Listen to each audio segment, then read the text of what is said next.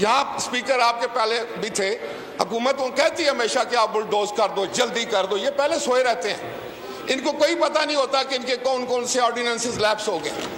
پھر جب ان کی آنکھ کھلتی ہے تو یہ آپ کو استعمال کرتے ہیں.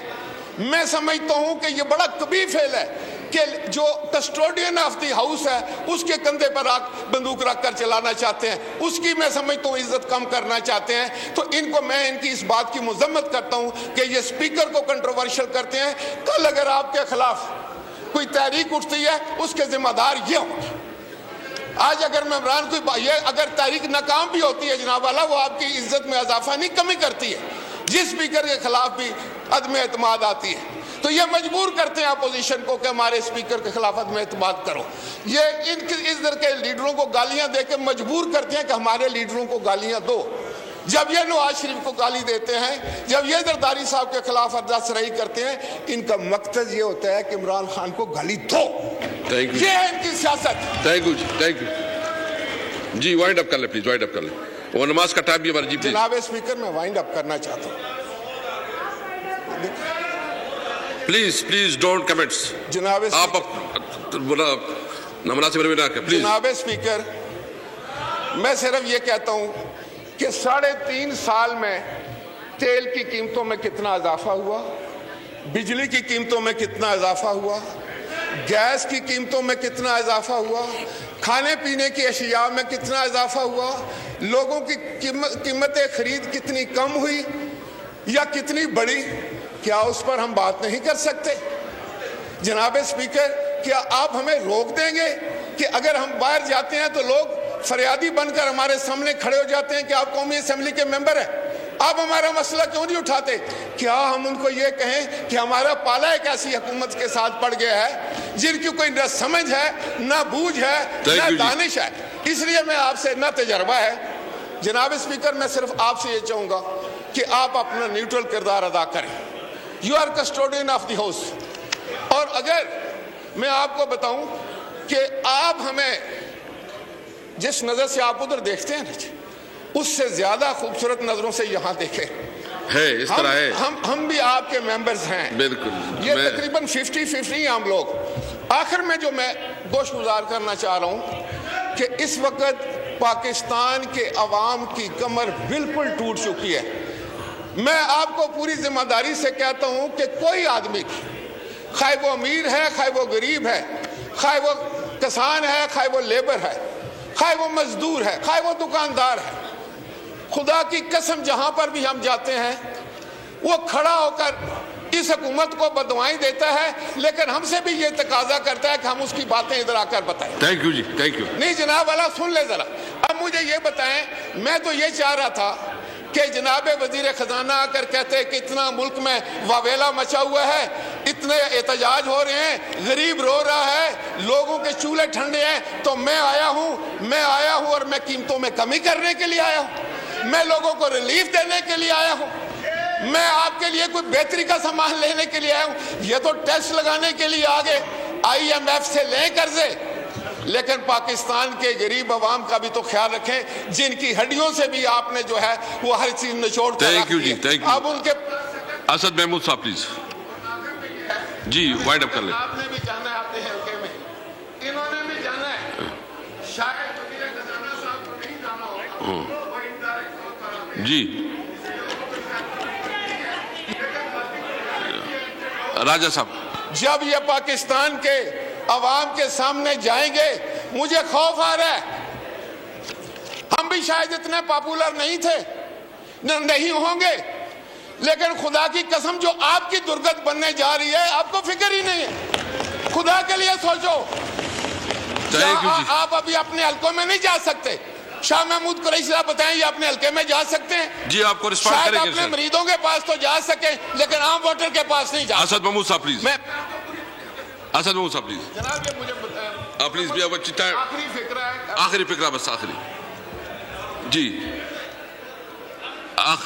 راجہ صاحب پلیز لاسٹ. جناب اسپیکر, میری آپ سے گزارش ہے کہ جتنی آج کی کارروائی ہوگی ہے اس کو آپ ریجیکٹ کر دیں, اس کو آپ واپس لے لیں اور نئے سرے سے دونوں طرف سے باتیں سنیں, ہمارے آرگومنٹ بھی سنیں, ان کے آرگومنٹ بھی سنیں.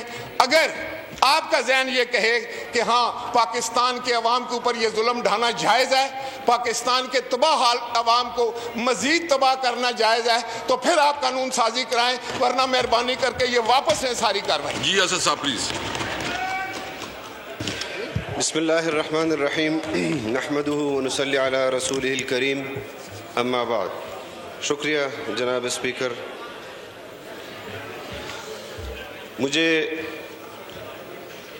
آج کی کارروائی پر بھی اور اس سے قبل جو پچھلا سیشن تھا اس میں بھی آخری دن جس طرح آپ کی کرسی کا کردار رہا, میں اس حوالے سے بھی آپ سے یہ پوچھنا چاہتا ہوں کہ آپ بتائیں آپ کی کیا مجبوری ہے کہ آپ ایوان کو اس طرح متنازع بنانے کی کوشش کرتے ہیں. میں یہ گفتگو نہیں کرنا چاہتا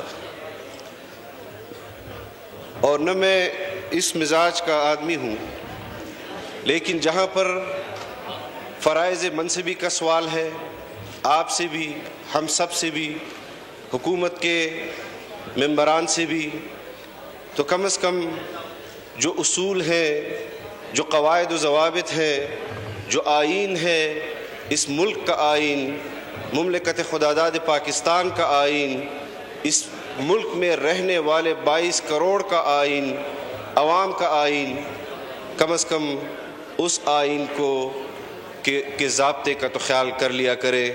اس طرح باہر سے معاشی پالیسیاں اور اس پر اقدامات کرنا حکومت کی, آپ کی حکومت نے ان 3.5 سالوں میں خارجہ پالیسی کو بھی تباہ کیا, معاشی پالیسی کو بھی تباہ کیا, ملک کے اندر امن و امان بھی تباہ ہوا آپ کی حکومت کی پالیسیوں کی وجہ سے.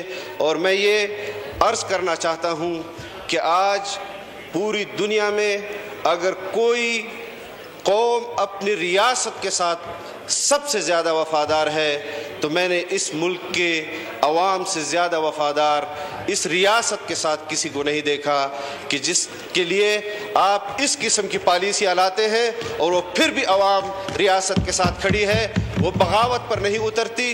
آپ کی خارجہ پالیسیوں کی وجہ سے وہ بغاوت پر نہیں اترتی, آپ کی معاشی پالیسیوں کی وجہ سے آج جو ظلم اور بربریت آپ قوم پر دوبارہ مسلط کر رہے ہیں ٹیکسز کی صورت میں. آپ نے کہا تھا کہ ہم نے بجٹ میں کوئی عوام پر ٹیکسز نہیں لگائے, آج آپ کو کیا ضرورت پڑی ہے؟